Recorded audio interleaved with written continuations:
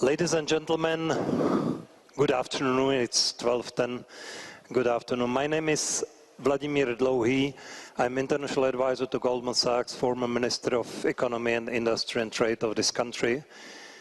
And I'm very pleased and honored that I have been asked by the organizers of Forum 2000 to chair this extraordinary panel on a topic which is very proper in today's world and which we all tend to discuss all the time and which will probably not conclude successfully today, but nevertheless, we have two excellent and extraordinary speakers. The plan of the panel is as follows. After a short introduction, I will give floor to both panelists to have up to 15 minutes the introductory remark. Then we have jointly agreed on a couple of points to discuss, and obviously I will also allow for some discussion. One word of warning, your moderator is teaching from 2 p.m. intermediate course of macroeconomics at Charles University, and I consider teaching the students even more important than panels with the Nobel Prize winners. I hope, Joe, you agree with me, because teaching the students is a sacred thing. So I'm going to finish at 1:40 p.m. sharp. So without any other ado, let me go ahead and let me first introduce Professor Joseph Stiglitz. That is extremely difficult to introduce not only Joe Stiglitz, but both of our panelists. If you Wikipedia them, you will get such a bunch of pages if you print it on both of them. Both of them are well-known economists. Professor Stiglitz is a Nobel Prize holder for economics. He has a very extensive academic research beyond him. He is one of the most known and vocal economists in today's world. But not only that, Professor Stiglitz has also a very strong record of the participation in the public sector, being chairman of the economic advisors to presidents of the United States, being chief economist for the World Bank, and many other positions. You might disagree with Professor Stiglitz, but I would like to use this opportunity and to pay my deep respect both for the academic achievement and also for the vigor with which you are pursuing your views, despite the fact there might be a lot of not misunderstanding, but disagreement between two of us. Joe, the floor is yours. Thank you very much. Well, thank you very much. What I want to do is, this particular discussion is a continuation in some sense of the discussion we had last night. Everybody's in favor, in some sense, of a rule of law. The question is, what kind of rule of law? How do we construct it? How do we make sure that we actually have a just rule of law? Because as I pointed out last night, rules of law can be used to maintain injustice, inequities. In the case of the United States, we had Jim Crow laws. In the case of credit markets in the United States, the legal framework has been used to throw people out of their houses, even when they don't owe money. We've introduced in the United States a form of indentured servitude, where if people get too much debt, they have to work the rest of their life, giving 25% of their income to banks with no discharge. There is a really incredible possibility of using rule of law as a mechanism of oppression. And so one has to understand that history to understand it's not an objection to the rule of law, but an emphasis of what kind of rule of law, how is the rule of law enforced. So I ended my talk by pointing out that if we're going to have an effective rule of law, we have to have transparency, we have to have democratic accountability, we have to have a recognition of certain basic rights. So I want to focus, this discussion this morning focuses on one aspect of the rule of law, which is property rights. And we have to understand that all property rights are accompanied by restrictions, and there ought to be responsibilities with rights. And quite often we forget that kind of balance. Let me give you an example. An owner of a property has to, in most societies, there are certain rights of way, the ability to trespass under certain conditions. So it's not an unfettered right. All rights are accompanied by restrictions. And there are also responsibilities. For instance, if you own property, you cannot make it a toxic waste dump, because if you do, that will have effect on neighbors. And that is the basic principle of all law. The reason we have regulations is because what one individual does can harm others. And so your rights are really, have to be seen in light of the consequences to others. Your exercise of liberty can lead to the deprivation of liberty of others. And the regulatory system is supposed to balance those various rights and responsibilities. The movement which Hernando has been very influential in, which is titling, making sure that people have these property rights, has been a very important one, and it's I think when done right, it really can help the well-being of those at the bottom. But I want to put that initiative in broader perspective. So I'm not criticizing it. What I really want to do is see it within a broader perspective. A broader perspective concerning three objectives. How do we promote growth? How do we promote poverty reduction? How do we promote access to credit as one of the mechanisms for both growth and poverty reduction? Now, in all three of these areas, titling, giving better property rights, is neither necessary nor sufficient in accomplishing these objectives, these ultimate or intermediate objectives. For instance, property rights in China are not clear, often ambiguous, but China has had the strongest record in terms of economic growth and poverty alleviation. Hundreds of millions of people have been moved out of poverty.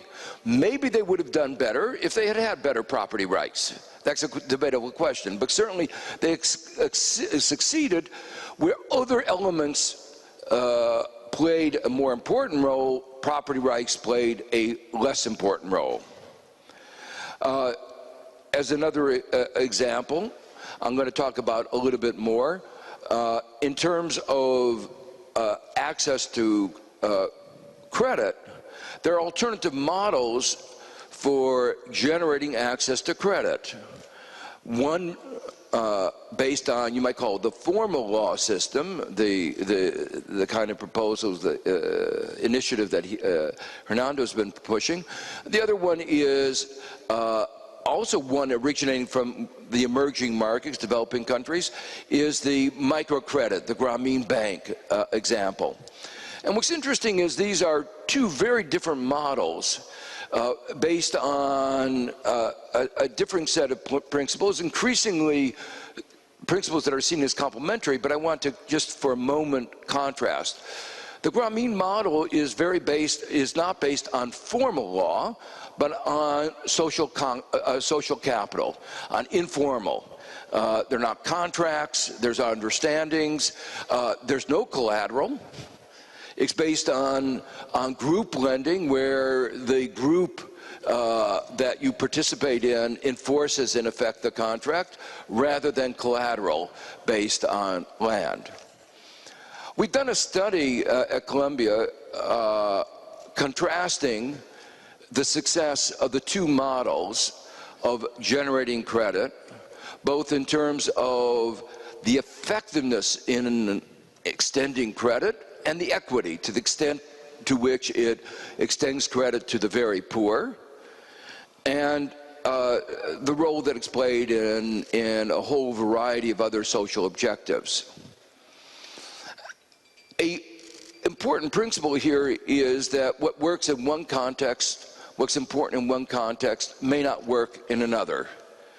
So that when we think about the problems of poverty alleviation, problems of extending credit, it is very important to be very sensitive to the context in which these problems are being addressed, and what might work in one country may not work in another. In Bangladesh, the microcredit scheme has been enormously successful in extending credit. Interestingly, it's also been enormously successful in poverty alleviation.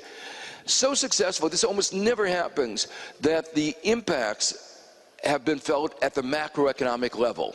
We have lots of experiments where we have impacts on a few individuals.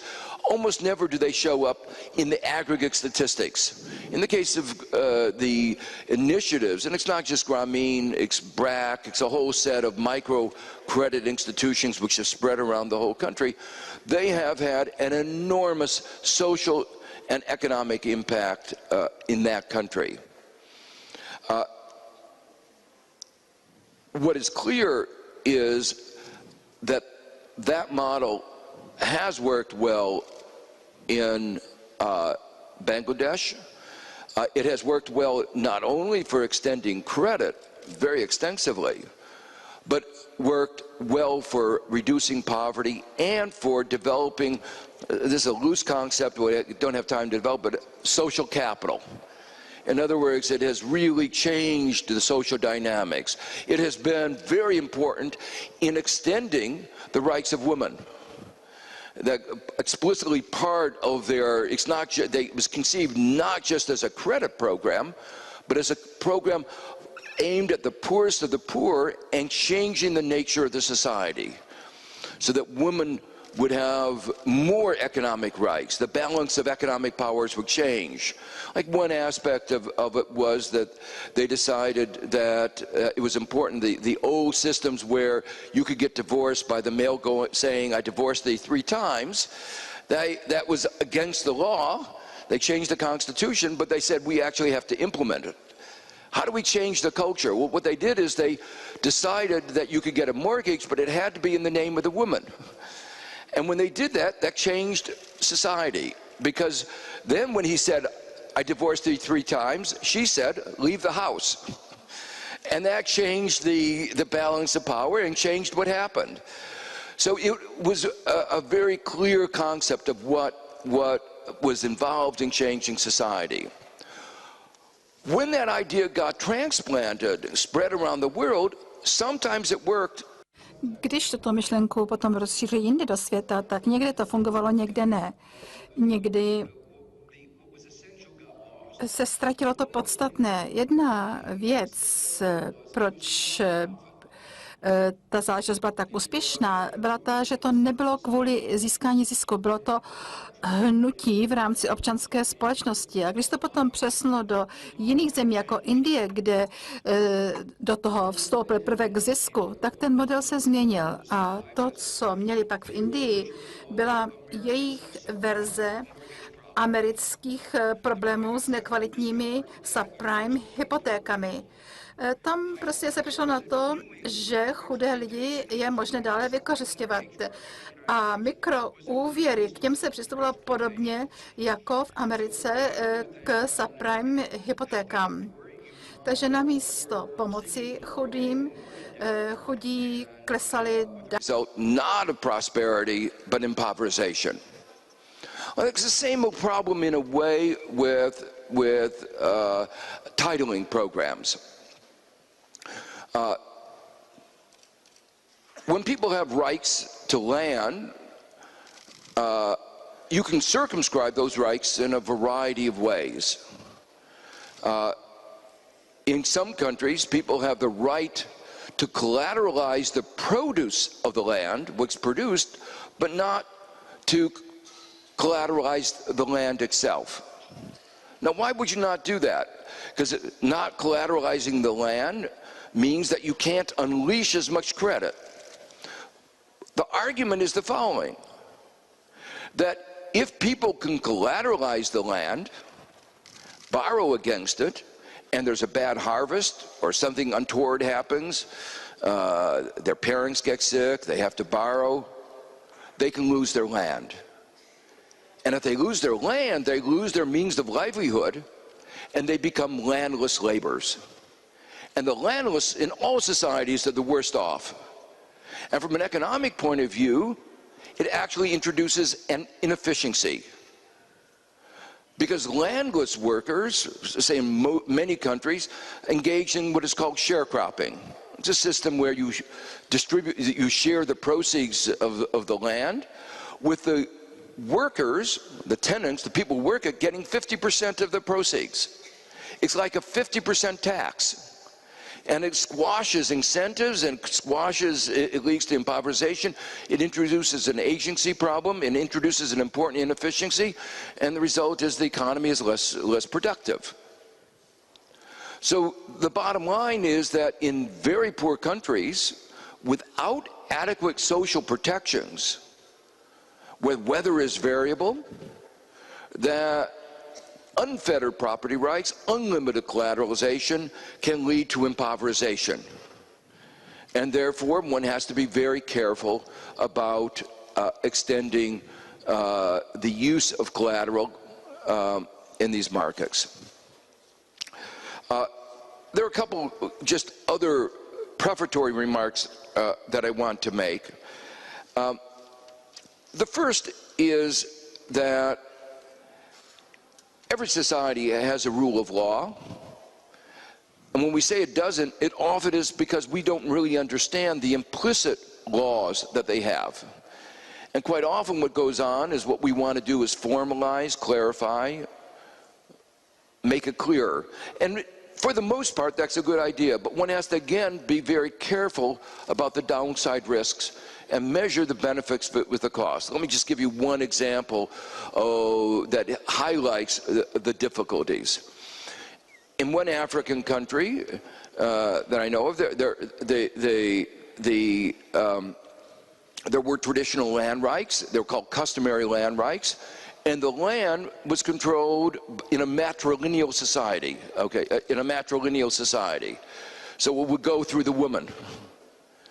But when they went to formalize it, have land registration, the tradition was that it was the man who interacted with the state. So the process of formalization was done by the males. So the registration system was a male-dominated registration system, and then you had a conflict between a matrilineal customary law and a patrilineal formal law, and the system turned out not to work well at all. But there's a general point here. Every system of formalization, if it actually is introducing clarity, is a redistribution. Because even the reduction of uncertainty and elimination of ambiguity is, in effect, a redistribution. So the process of formalization itself redistributes. And we have to be very sensitive to whom and from whom that redistribution occurs. And quite often, that formalization goes in the wrong way. Now, in some of the initiatives, particularly in Peru, it was an attempt to make sure that the landless, the squatters, had rights, and that was very important. But in other countries, the formalization is a formalization to give the elites the rights. If you go back to the enclosure movement, which you can say was a formalization, enclosure movement in UK and Scotland, it was formalizing the rights of the elites and throwing out ordinary people from the common use of the land. And so the result of that was a slight increase in inefficiency, but at a cost of enormous increase in inequality. Thank you very much for your introductory remarks.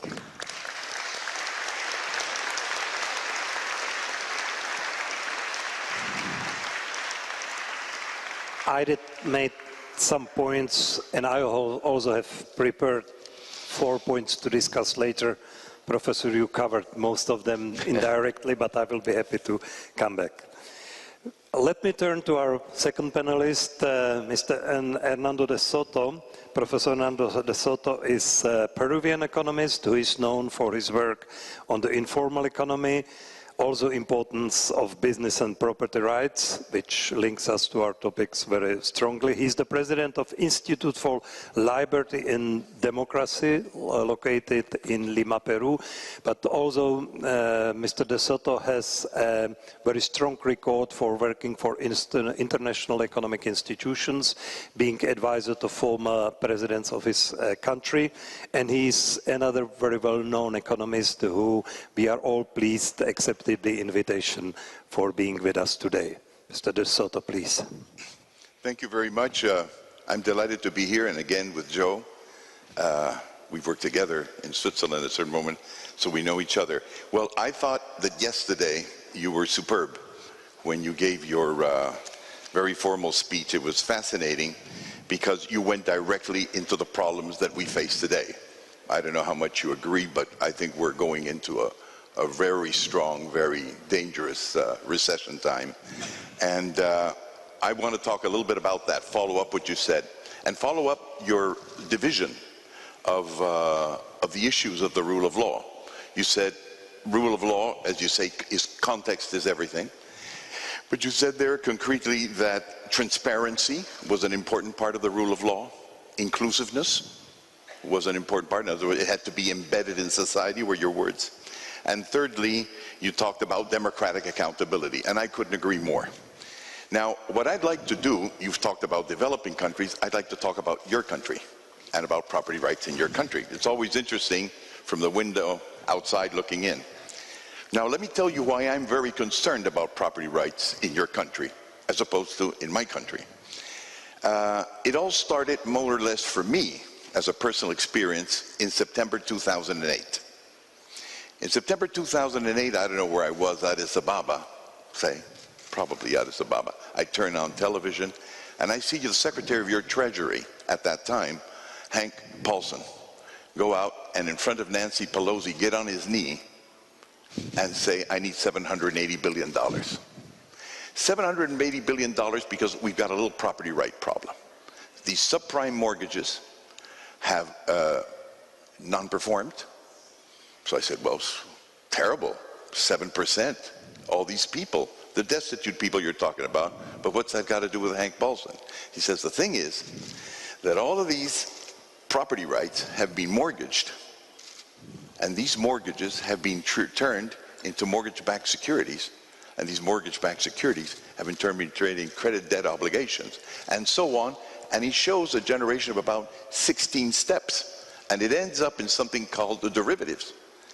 And because we don't know where these troubled assets, the toxic assets are, obviously, if they stay there, it will toxify the whole area. So I want to take them out. And I've established a program for that called the Troubled Assets Relief Program. So I'm going after them. And I got to buy them and surgically remove them so that everybody stops thinking of a run on the banks. Good. I move on. I'm in Cairo. Turn on the television 3 weeks later, and the same man announces to the American public, you know, we're going to do something else with that money. We're not going to get those toxic assets. What we're going to do, it's a Gordon Brown idea, is we're going to put in preferred shares into different banks, and we're going to start buying and filling up Fannie Mae and Freddie Mac. And I said, now, you borrow money for one thing, and you use money the next day, and you don't even consult, you just go out and do it. What happened here? And as you know, Joe, I've got good contacts in Washington, not necessarily on your side of the block, but on the other side of the block for historical reasons. So people talk to me. Being a Peruvian, you know, you can tell me a whole bunch of things that they can't tell you because they get into a fight. With me, it's a Peruvian, who cares? So I went in and went to the White House and I said, why, all of which has been confirmed later on, why didn't you go through Plan A, which was to surgically remove those assets? And the reply I got, can't give names, but I promise you, right at the top, and anyhow, now it's in George Bush's memoirs, is we couldn't find them. We couldn't price them. And so it was complicated. It was better to shore up the banks. But talk about the rule of law. What does the rule of law say? It was a troubled assets program. Assets, in my vocabulary, are property. It's not just a contract. It's somebody owns the risk and somebody owns the land. And they couldn't find it. And how much was it all? Well, about 1 week or 2 weeks later, Chris Cox writes an article in the Wall Street Journal and says, well, the assets we're talking about are a new form of financing and securitizing of financing called derivatives. And we think that there's about $700 trillion of these things floating out there. 700 notional amount. Agreed. Now here's what this means. If the GNP of the United States is $15 trillion, and there's 700 trillion of unknown factors in which case you don't know which bank owns it, your property rights system makes ours in developing countries look like piddle. You really don't know where things are. And the story goes on. When you're trying to shore up Greece, what is the debt of Greece? Well, they've used the derivative market to take debts in euros, change them into dollars. They've come back, and that's been registered in the balance of payments as an income instead of the fact that it went out and in. And so every day we start finding out that Greece is in more debt than it looked at. And that's probably peanuts compared to the Italian debt, according to Gustavo Piga, who's been looking at all this up and down. And so you don't really know, moreover, how many French banks are involved in Greece. And so if Greece goes, does France go? And if France goes, does Italy go? And what happens to Germany? So the issue is that the rule of law on property, which was established during the 19th and 20th century between the United States and Europe, which includes transparency. All assets are recorded. Every automobile, every piece of land, every debt, every bond, everything tangible, intangible, the rights to your book, the rights to my book, everything's recorded with one exception, $700 trillion. So the rule of law, when you yesterday said, we have a problem, you were absolutely right, having a problem. I think we are in front of an immense crisis where the most developed countries in the world have forgotten that you have to have transparency, but it's not even transparency. Transparency is the work of our good friend Peter Reigen. It's really about something else. It's about truth. Because a property right doesn't give you a piece of paper that says you own something. That's a small part of any deed. It tells you what the relationships are between different people regarding an issue. So it is like Ludwig Wittgenstein, who established the universe is composed of things in relationship to each other. Really, the property right gives you the narrative of how we all link up together. And today, the highest amount of notional value on paper cannot be traced back, and that's why you're heading to a recession that you just can't avoid, because the biggest problem you have is knowing where the debt is.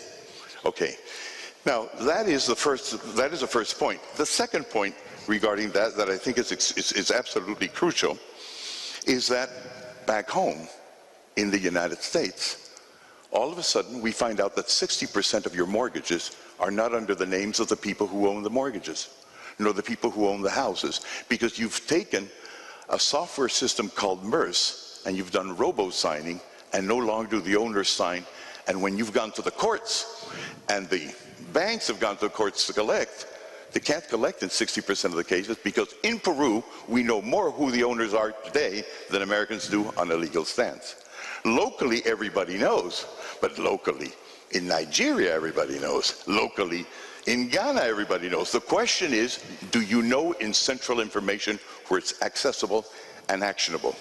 So the question here becomes that we are in a very big problem regarding recession, and I think it is a property rights problem. I don't think it's a financial problem. I think that the trick that's been occurred is that things that were governed according to identification. You know, I travel around the world like you do, Joe, and if they ask me who I am, it's in a document. There is no way they can say Hernando. Hernando, who's Hernando? This is what does it. We've come into this conference. This is what does it. Capitalism travels in documents, and Western documents are making less sense every day because they don't give you the whole information. But then, the question, as you say, is inclusiveness. And here is maybe one point. I agree with you that politicians are enormously responsible for this. The only thing I would add is on the right, which you're right about, and on the left. And how is the part on the left? Let me explain. You talked yesterday of the Arab Spring. Okay, what happened in the Arab Spring? First time we hear about the Arab Spring is December 17, 2010. A young man of 26 years old, Tarek Mohammed Bouazizi, lights up in the 38,000 city of Sidi Bouzid, and he puts lighter fluid and lights up. Okay? Now, he's not a proletariat. He doesn't have a mortgage. He's a businessman. He's a street vendor. He's an informal fellow without any property rights. Because he has no property rights, he's got no credit. Microcredit is fine, but it's micro. You know, Steve Jobs starts off from a garage and makes Apple. Everybody in my country that's got microcredit is still in the garage. It hasn't left it. So there is a limit to how much you can go on microcredit. This guy can't get microcredit. What he has is all illegal. So he lights up because they take his wares. He lights up because they take everything he's got, his electronic scale, the crates of apples, the crates of bananas, whatever it is, they take it up and they forbid him to be on the sidewalk because even though he tries to comply with the law, he can't get in the law, and they take away his capital and his resource. Now, here's the thing that's important. He's a poor capitalist. That exists too. He never saw a salary. Like 80% of the people in Tunisia or Peru, they never saw a salary. They see profits. But to identify profits as a poor issue, you've got to do a little bit of penetration. Now, here's the interesting part about it. He lights up, and everybody tells me, you know, these Arab countries are all culturally different. How can you compare the Tuaregs of Libya with the Empire of Egypt? We know it's all its traditions, both local and the one of colonies. But 35 other, we checked it, I put a 5-man team, we saw that all throughout, in 1 month, all throughout the Arab nations, 35 people lit up. And the whole revolution spread like wildfire, and all the 35 were street vendors without credit and without property rights and without homes. Now, of course, what happens in those things is that the guys who can talk are the guys who steal the revolution. You've seen the Mensheviks be taken away by the Bolsheviks. But if we only look at the rights of democracy and we don't look at the economic rights to property, and you don't satisfy these guys who lit up without a political program, you will also see that the Arab Spring, which is to me an entrepreneurial revolution, you know, in Tunisia, they have the Association of Unemployed People, l'Association des Chômeurs. It's not possible. A poor person who's unemployed dies. They starve. And yet there's 60% of them. They're all in the informal economy. They're all capitalists. They're all entrepreneurs. They should also be in the heart of leftists because they're exploited, but not as proletarians. Marx didn't see it, but we're seeing it in front of our eyes. The third point, and with this I end, is democratic accountability, which I think is very important. Now, because, and I end with this, but it's an important example. Now, because the situation is so bad in the West, everything is risky, from gold down to your shares in General Motors. Very risky. So it's coming towards emerging markets. And it's a land grab. You're rushing. Large corporations are rushing. Chinese or otherwise. We'll talk about property rights and the Chinese later on. There's no time now. They come in and they're buying land all over the place, right? And as they move inside, what does the American left bring out?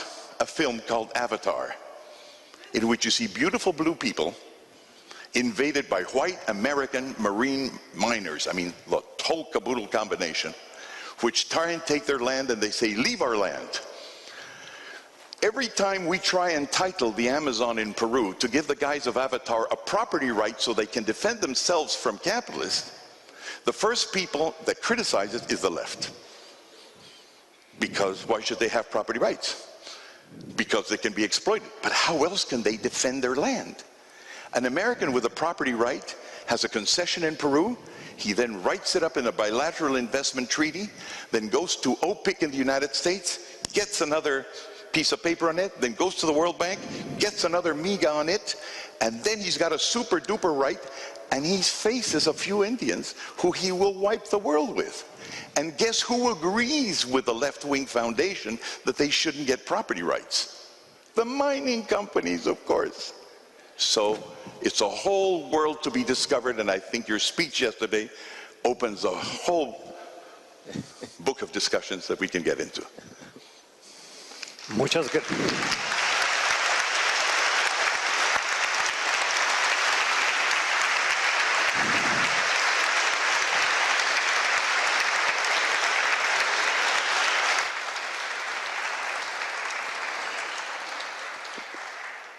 Muchas gracias, caballero. With a real Latin American elan, Professor de Soto made his presentation. But I'm not professor, just by the way. Mr. de Soto, he's a professor. I'm a Mr. de humble Soto activist. made his presentation. Anyway, you cannot deny a Latin American elan.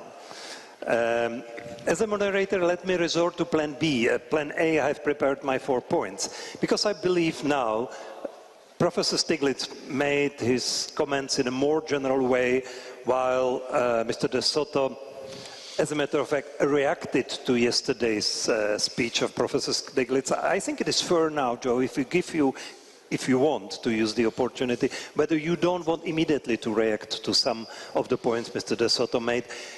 For me, especially the first point is very interesting, and let me admit I am not entirely impartial here. Well, on the first point, I think there's a sense in which he's absolutely right. In a way, this focuses more on the rule of law than the narrow issue of property rights. The question was, to what extent in the whole process of the crisis did they follow the rule of law? At the very beginning, when the Fed acted to bail out AIG, even Paul Volcker raised the question, was this consistent with the law? Now, there's always ambiguity. There was one provision in the law that said you can do certain things under an emergency. And of course, we all know that dictatorships always use that emergency provision to give them a blank check. And the Fed used that emergency provision, interpreted very broadly, to give them license to bail out an insurance company, not a bank, an insurance company, because it was necessary, they thought, for preserving the financial system. Now, there were other ways they could have done it. They could have used the rule of law, conservatorship.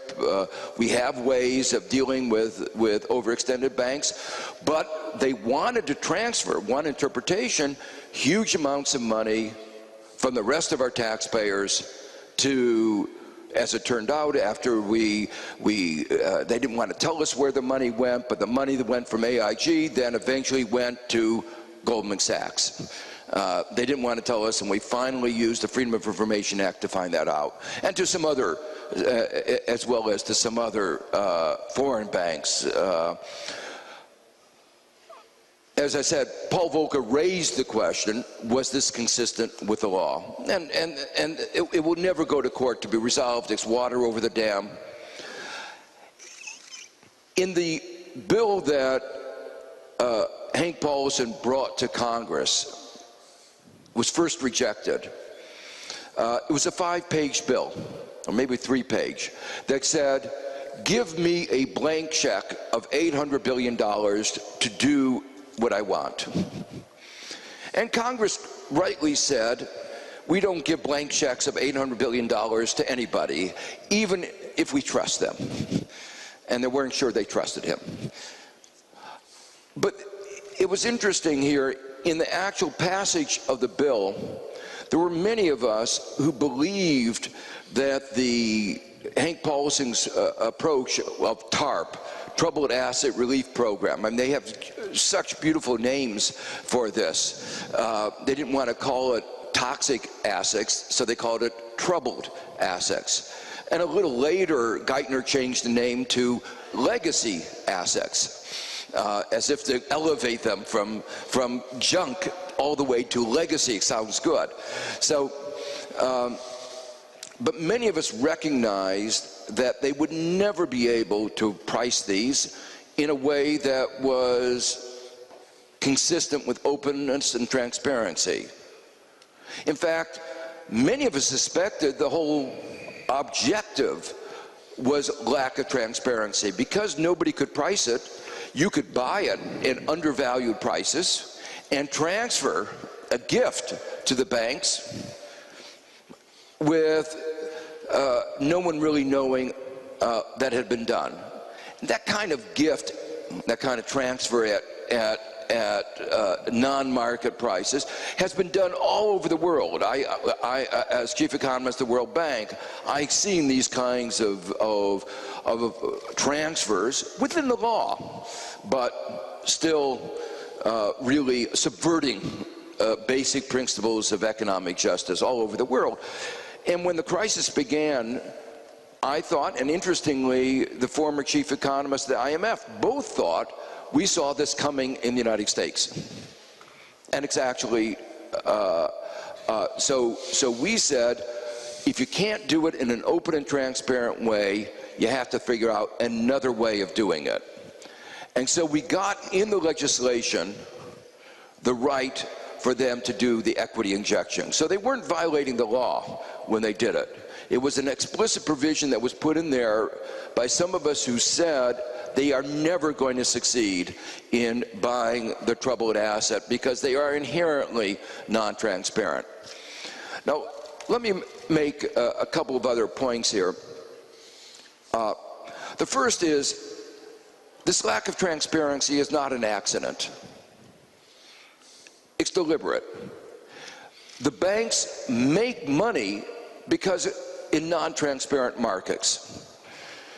When you have a competitive market, you can see the principle of economics, intense competition drives prices down to zero, profits down to zero. Competitive markets, when they're really competitive, there are no profits. And in a world without profits isn't very interesting to most of the business community. It's boring. And one of the things that we try to do at the business school is to teach people how to erect non-competitive systems, because they're interested in making money. They're not interested in, that's the point. So how do you create money? You create barriers to entry. You work to create non-competitive situations. And the banks have done a fantastic job at doing that. The interesting thing here is this hasn't changed. All the regulatory reform, all the statements after 2008 saying we have to reform, nothing's happened. Why? Because the banks know that this is how they make money, and they have resisted transparency. And so we still have non-transparent, over-the-counter derivatives. Why is this important to all of you? Well, right now, there's a risk of another financial meltdown. And the point that Hernando made about 2008 is absolutely true today. No one knows where the liabilities are. No one knows if the Greek bonds go down, which banks in which countries are going to suffer.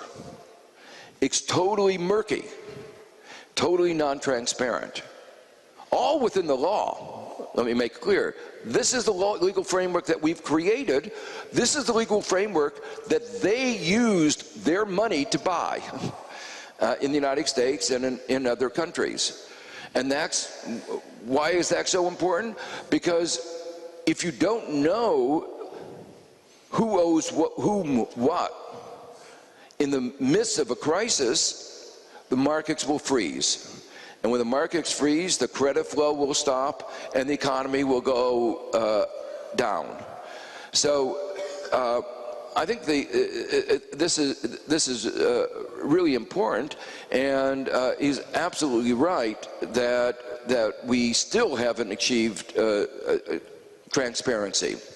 But there's another aspect of this that I want to emphasize, and that is there's a general theorem in research of my own, what Bruce Greenwald has pointed out, that in the presence of imperfect and asymmetric information, unfettered contracts do not in general lead to economic efficiency.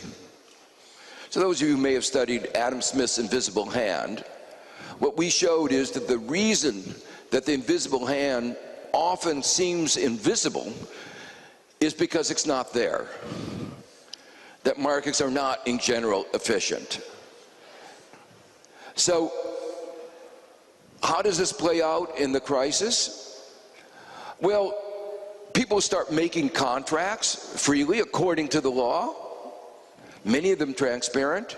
You have first mortgage owners, second mortgage owners, service providers, and they each do it rationally, and they wind up with a system that is a complete mess.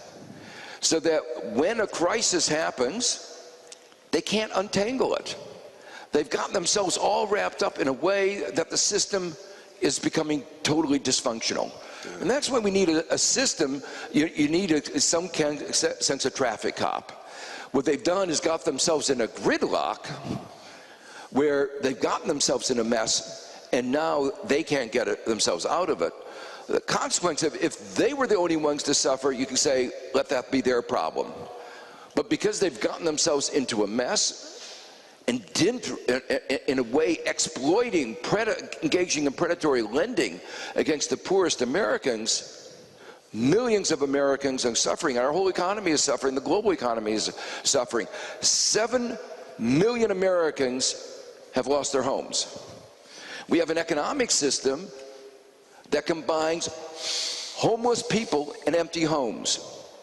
That's not a way a good economic system is supposed to operate. That's the way our system is today functioning. It was introductory remarks number 2, opening a lot of issues. As somebody who has been for past 14 years linked to Goldman Sachs, let me make one remark, that I always admitted a lot of criticism, but didn't know one thing, why just Goldman Sachs has been picked up as a punching ball. But that's more general remark. But there is one question I would like to raise. I'm also a former politician. I could have imagined how extremely difficult decision back in September 2008, these people, the American politicians, must have faced, and I can very well understand how they must have been under the pressure that if you allow large systemic financial institutions to fail, there will be a huge impact not only for the American economy but the whole global economy.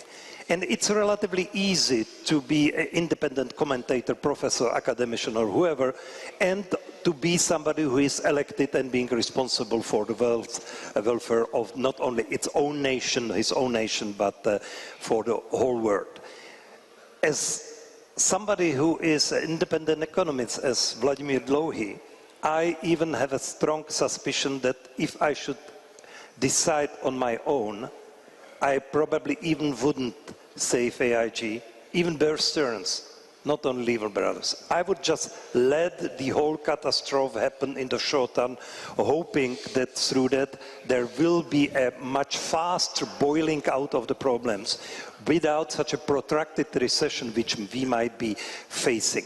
And I would like to know your opinion. Where is the difference between the rule of law on one thing and the responsibility for the politician, not only for his or her own country, but for the whole global economy? And let's be sure, sitting in Europe, we are not discussing a past in 2008, we are not discussing academic question, but we are discussing the fate of the European or Eurozone today with the immediate impact on the Czech economy. So allow me to raise this question, which was not among my 4 points, but as a moderator, you must be flexible. Let me would you like to start? Yes, I would like to follow up, ahead. not even start.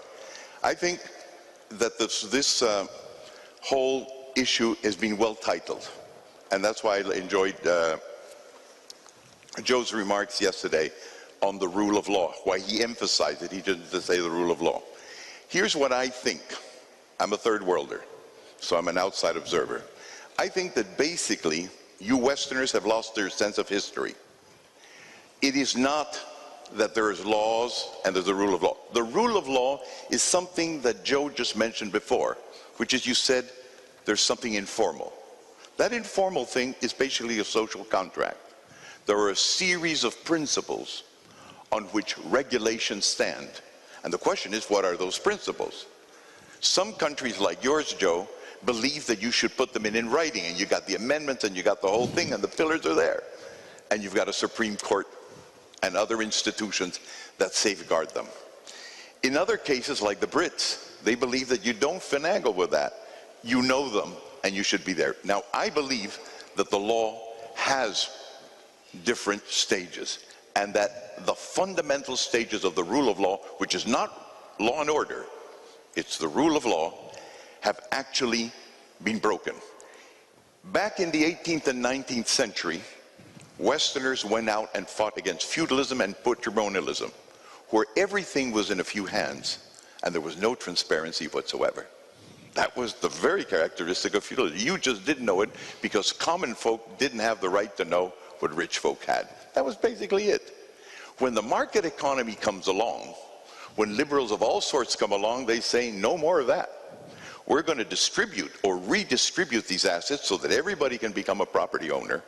But against that, we're going to record it.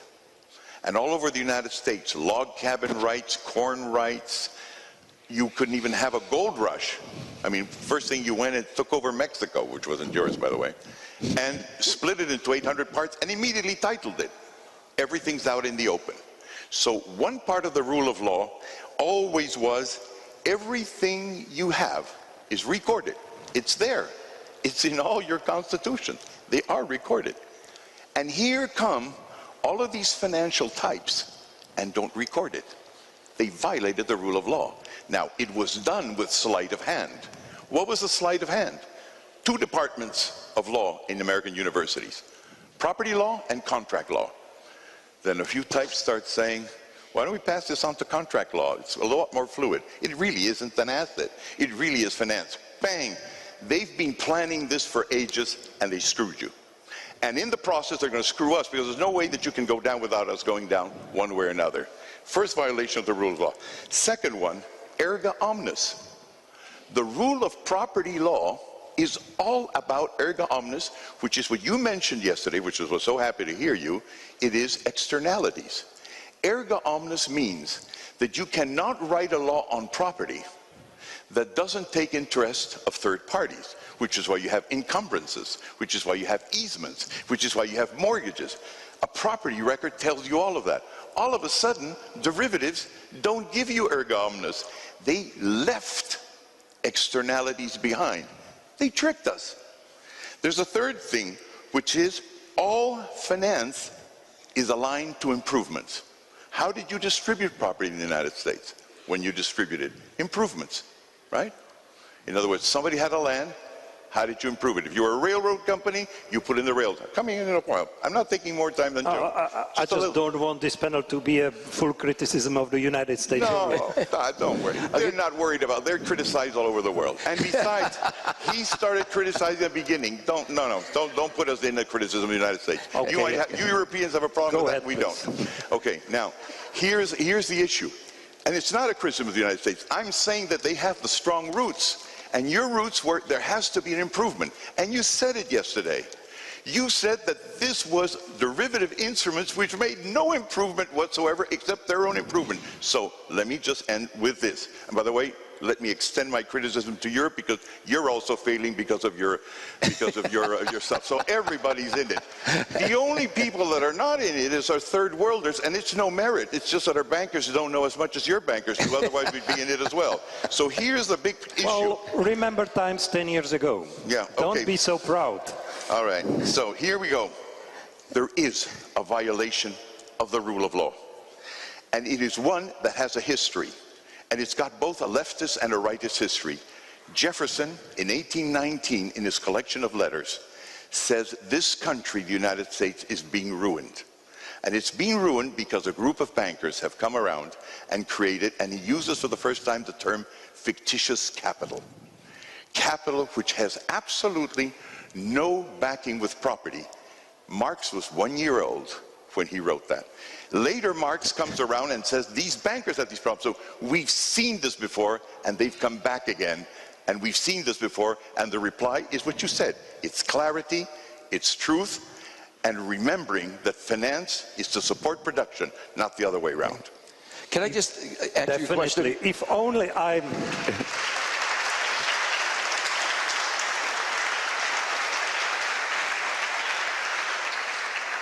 Hernando, if only I was not a moderator. Joe, please. Okay. So let me just say, the last point that Hernando made is really important, that finance is supposed to serve production, the rest of our society, not just production, but the rest of our society, rather than the other way around, which is the way it's been. On the particular question that you asked is, could we have did we have to bail out the banks in the way we did to save the market economy? Do we have to violate, in some sense, the rule of law? And the answer is, in my view, no. We had in the books in the United States laws that dealt with how to deal with banks that couldn't pay what they owed. They're called laws about conservatorship. And what the big mistake that we made was confusing saving the bank with saving the bankers. Saving the bankers' shareholders, saving the bankers' bondholders. So we could have saved, say, take Citibank, for instance. It had over $300 billion of long-term bondholders. So rather than shoveling money in from the U.S. government, we could have gone through and said, we're going to restructure. We go through bankruptcy. In the case of banks, we call it conservatorship. There's some details in the law about how you do it. And the basic difference between bankruptcy and conservatorship is that in the case of bankruptcy, you wait until the firm can't pay its bills. In the case of banks, where they're entrusted with other people's money, you don't want to wait that long. When you put your ATM card, your debit card, into the ATM machine and it comes back saying insufficient funds, you want it to be because there are insufficient funds in your bank account, not because the bank has insufficient funds. So we have rules that say that you close down banks before they hit that bottom. But when they do that, the shareholders are supposed to lose everything. The bondholders become the next source of protection. And only if the bondholders and the shareholders get all wiped out and there's nothing left, does the taxpayer come in to protect the depositor. Because it's important to protect the depositor because you don't want runs on banks. So this basic principle has been the principle of banking system. And unfortunately, both the Bush and the Obama administration simply did not understand that, or more accurately, I think they did understand it, but they got captured by the banks. And it's not just your bank, it was all of the banks that they got captured by, but and the result of it was that money flowed from taxpayers to protect the bondholders and the shareholders, and that was the big mistake. Maybe, but weren't we, because both you and me inconsistent, when both you and me today, we expressed our reservation about bailing out in the US back in 2008, but yesterday in the noon TV discussion here in the Czech Republic, we both supported, maybe both of us for slightly different reasons, necessary stabilization steps of Eurozone towards Greece and general debt crisis, because it is also a violation of the existing rules and formal setup in different member countries of the Eurozone, obviously under the flag of saving the Eurozone economy, preventing the other crisis. So isn't that a certain inconsistency between what we said yesterday and what we are saying here today? No, I mean, to the extent that the problem in Europe has to do with the banking system, I would say we should follow exactly the same procedures. The shareholders and the bondholders are the ones who should be the first line of defense, and only then, only if there's not enough money, we will have to protect the financial system, but it's only after the shareholders and the bondholders have paid the price that we come in with government assistance. The issue of sovereign debt is a more complicated one, and we don't have a good legal framework for sovereign debt, and how to restructure it. And that was so clear in the case when Argentina had its problems, and it had to be restructured. There's no bankruptcy court they can go to. There's no international law that applies.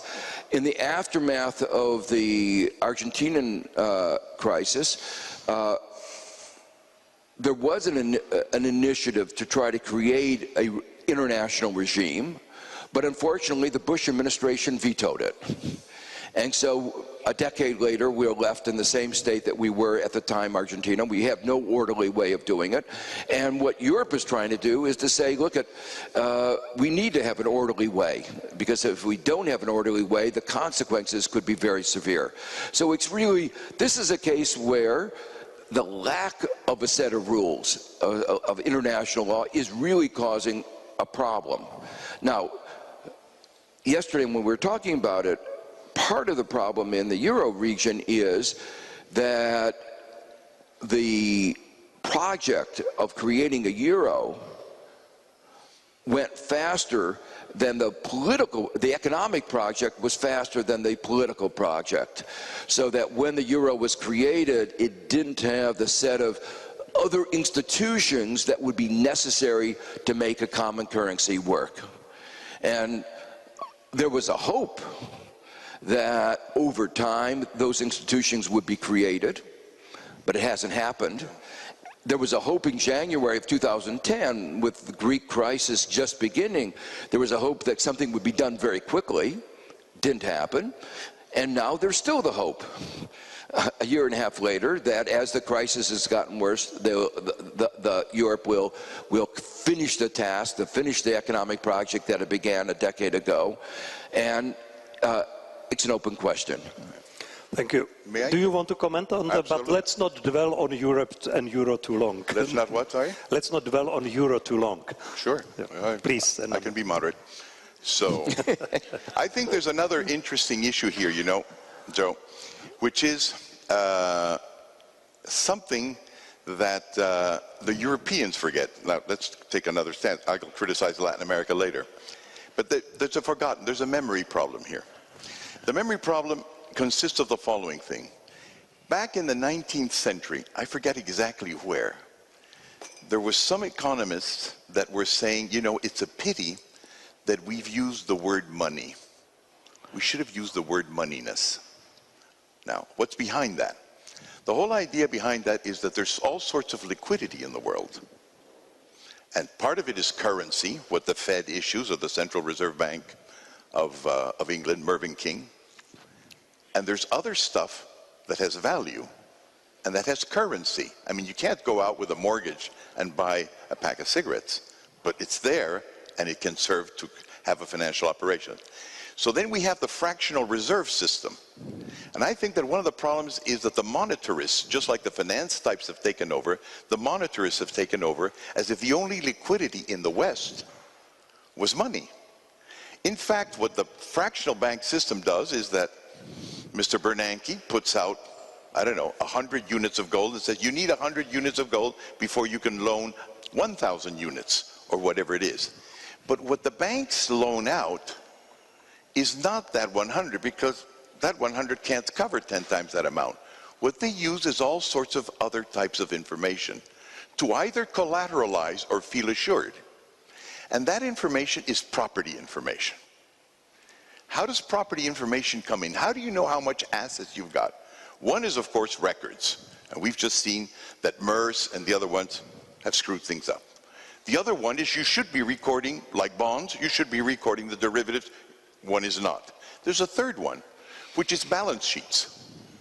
The balance sheet evolved to control companies, their assets, liabilities, and equity.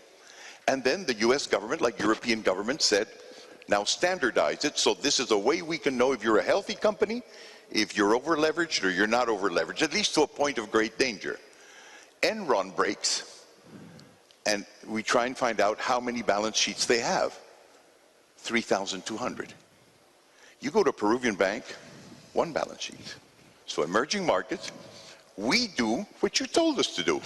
But in your cases, you've created special purpose entities for real, cool, absolute liquid financing. And so what happens is that when all of a sudden you take away mark to market, no longer do you put as prices what you can get on the market, but what is fair. Hey, we did that during our best dictatorships. What's fair? Your special purpose entities don't work. Your land records don't work. You haven't titled your biggest financial device. You, and this is your area, asymmetry, you have no information. And so the question is, can you bring out $1, $2, $3 billion from your Central Reserve Bank when your real problem is private credit contraction, which is not based on monetary stuff, but the assurances and the information, the truthful, transparent information that property rights should be giving you. Again, would you like to discuss, or can we move ahead a little bit? Go ahead. Okay. Let me move to a rather sensitive area here. This country inherited in December 1989 a completely nationalized economy. Even among the former communist countries, the former Czechoslovakia used to be the most nationalized. Even the small and medium-scale businesses were basically nationalized. There was virtually no private sector. There was a huge political and also economic demand, not speaking about the advices from abroad, for a very mass and quick privatization, which we did using also the famous, or you would say maybe some people would say infamous, voucher scheme privatization. Later, with the problem with the Asian crisis in 1997-98 and collapse of the Russian economy and former Soviet economies, there was a lot of reconsideration in the West for the advice you gave us, which got the name so-called Washington Consensus. And we were, to put it simply, very much criticized for being too fast in the introduction of the economic reforms and putting the policies right. And we forgot about the institution and legal framework.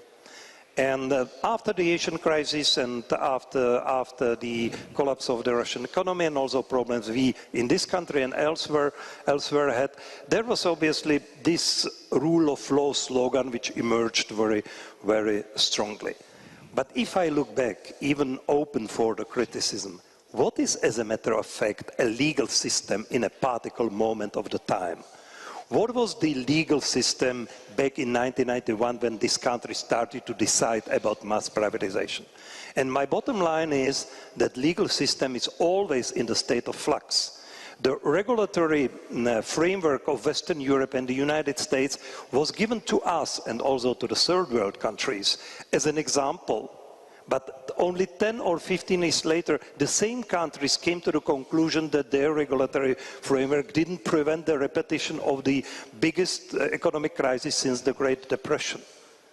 So if you look back at the criticism of the so-called Washington Consensus, where Professor Stiglitz, I know you were one of the most vocal critics, how would you answer my question about the fact that the legal system is always in the state of flux?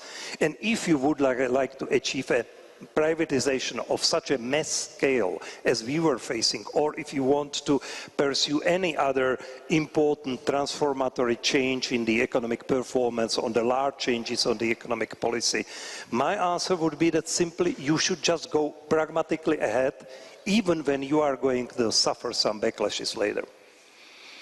Well, I mean, I think the first point that you made is a correct one, that legal systems are always in flux. And legal systems are man-made constructions. We have to have a clear view of where we want to go, what we want to use them for. We need to know the lessons of where they haven't worked well. There are always going to be flaws. There are always going to be problems. The difficulty, or my concern, was that the economic framework on which the Washington Consensus policies were based was basically flawed and outdated. It was based on the notion that markets were self-regulating. You strip away regulation, you make sure you have private incentives in place, and things will work well. Economic theory had explained why that was not true, and that it was a very risky strategy. And those predictions turned out to be true.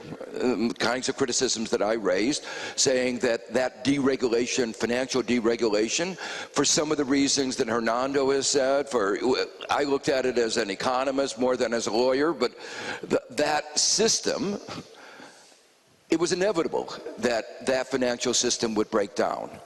So the issue of the mindset behind the Washington Consensus deregulation and privatization was just simply out of touch with modern economics, and was one that was, I viewed, extremely risky. And we now know that the world is paying a huge price, and the United States is paying a huge price for that mistake.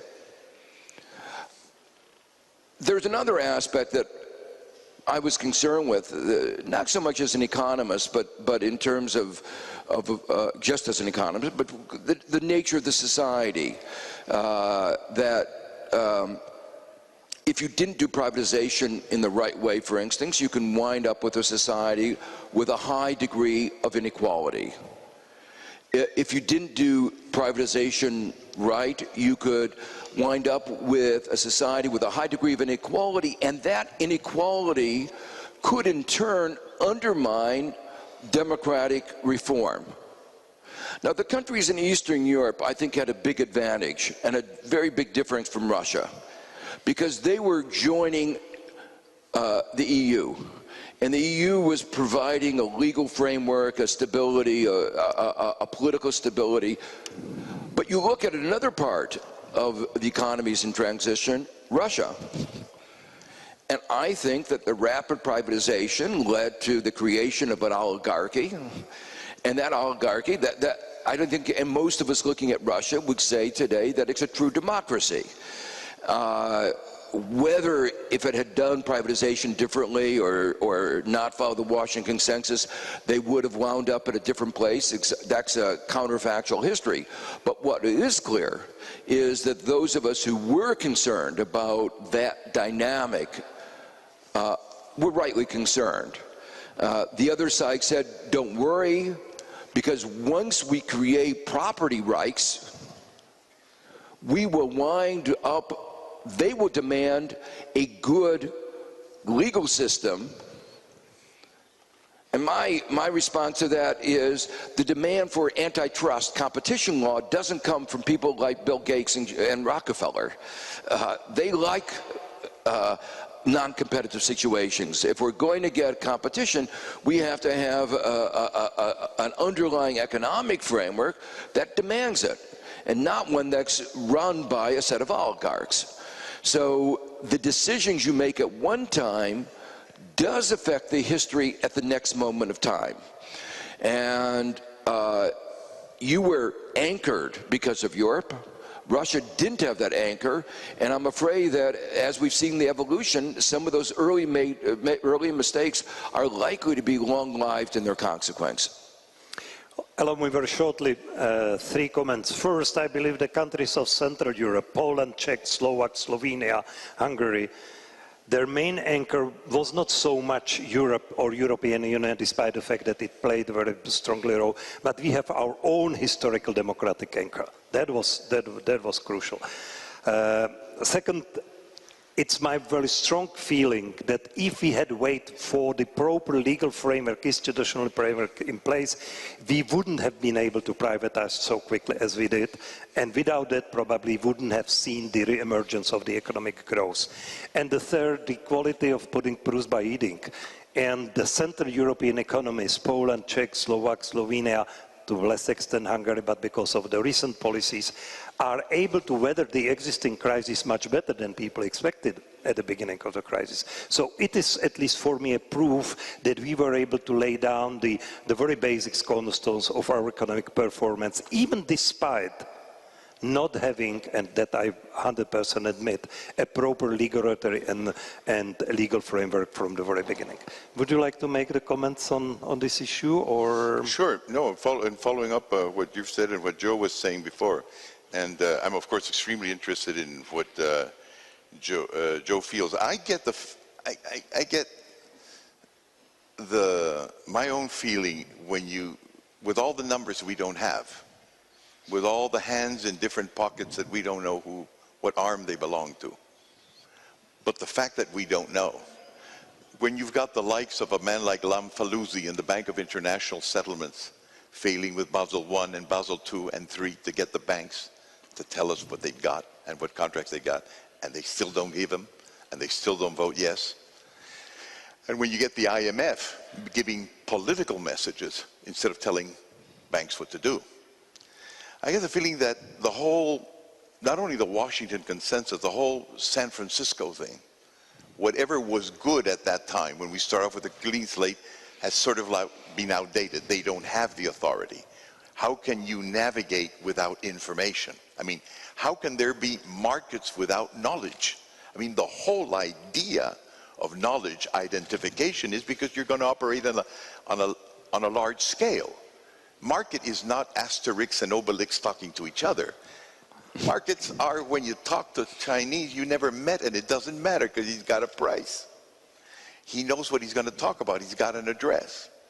So the question is, in this world that we don't have this information, and that is basically being taken by speculators. Actually, speculating is a good idea. It means thinking. But, you know, people who have obviously made money at all our expense, because we know we're going to have to pay for that, and we are already paying for that, and we'll probably pay in spades as we go along.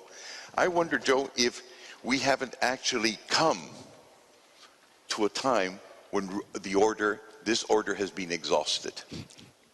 It's been exhausted, and like all things, unfortunately, in our history, hopefully it's not going to be a war, but it is a crisis that makes you go to the dentist. It's a crisis that makes you go to psychiatry, and it's a crisis that will make these people start talking seriously one day.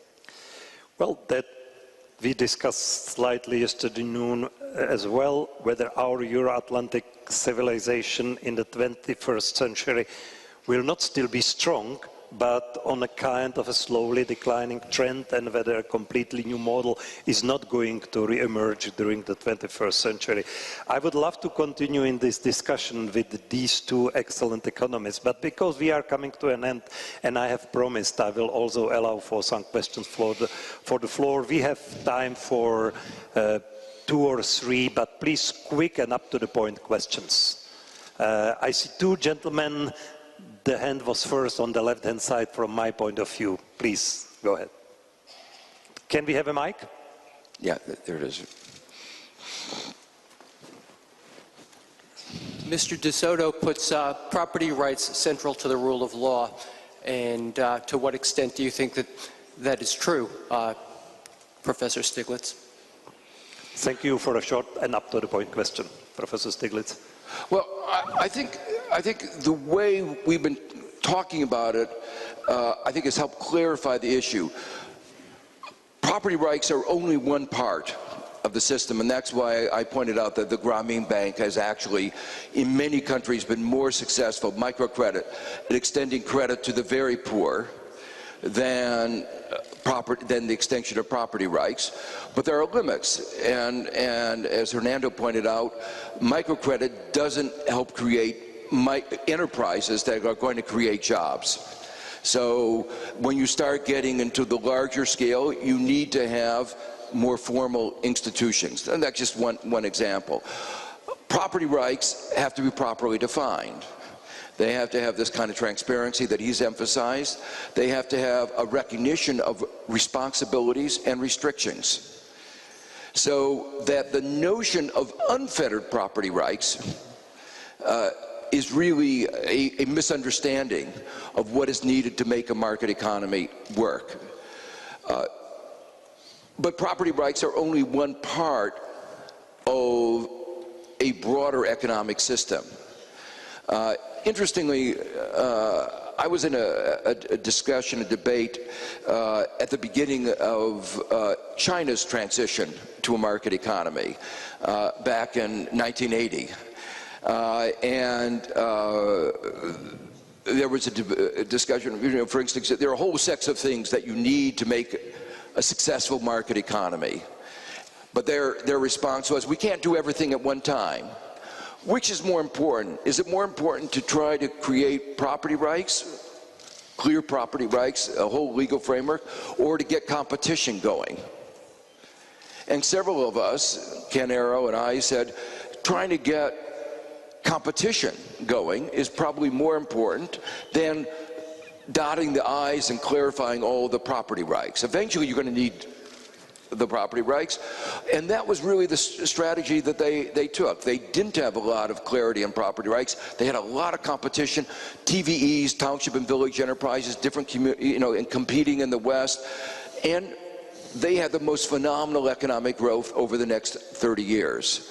So those are examples of successes at different levels, micro level, poverty reduction, macro level, that have been done without the emphasis on property. But that doesn't say that over time property rights are important, but they have to be appropriately defined. What are the restrictions? One example of the kind of ambiguity is intellectual property rights. What are the boundaries? Again, like all law, it's man-made. The attempt to use intellectual property rights, make them overly broad, so that people in developing countries can't get access to life-saving medicine, seems to me wrong. And so that's a case where intellectual property rights are causing unnecessary deaths of thousands and thousands of people. Should you have the right, in the United States, we're having right now a very big legal battle, that there are 2 genes which, if you have those 2 genes, the probability of getting breast cancer is over 50%.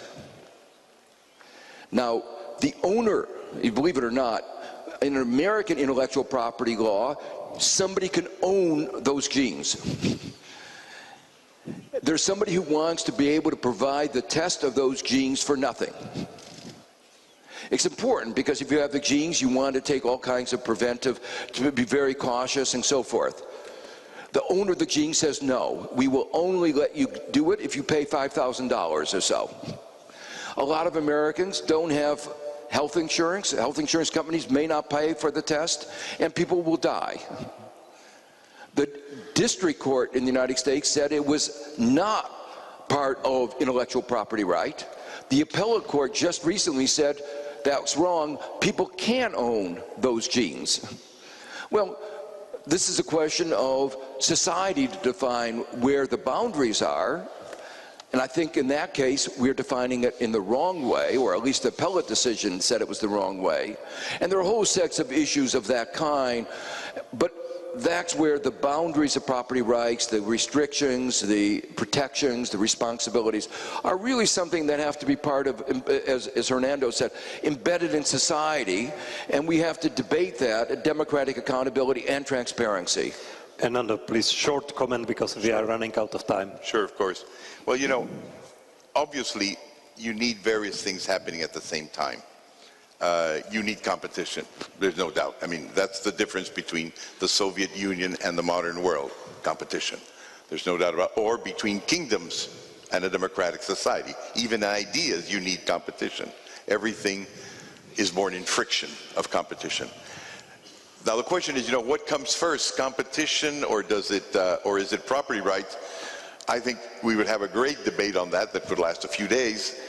Of course, from the property rights point of view, I think that it gets a bad name, among other things, because as it evolved, it went from being in the 18th and 19th century a very revolutionary word, because it meant that the king didn't have it all, and the blue blood didn't have it, to becoming a Ronald Reagan word. And so it now has this right-wing touch that among Europeans and Americans sounds bad. But I insist that it is really a bad word. Maybe the best word is who controls the assets. And if you have a question of control, how can you possibly have competition if you don't know who controls what? Which is what's happening now, which is now what's happening with the banks. So I believe that property rights has got a very important role to play. You can't have competition unless you know who owns what thing. These are people who own different things. The whole idea of the division of labor is essentially one of being able to know who divides property as well. And last but not least, it's important in everything. It's even important in credit. If you think of the Merchant of Venice, I think we all read in school The Merchant of Venice, Shylock, who gives you credit, since you're both into the world of credit, gives a credit. Joe, do you remember how much the credit was? No, but do you remember the pound of flesh? Yeah. The property, the collateral. So I think property is very important. Well, let me apologize to all others. I have been given a very strict word from the organizers, and also I said that I'm going to teach from 2 o'clock. So let me conclude, and I will not make any professional conclusion because I do not feel apt and ready to generalize the conclusions of these two most distinguished economists and very nice gentlemen. Anyway, I believe it was a fascinating discussion. Thank you very much to both of you for coming to Prague, to participating at Forum 2000, and to participating at this panel. And thank you very much for your patience.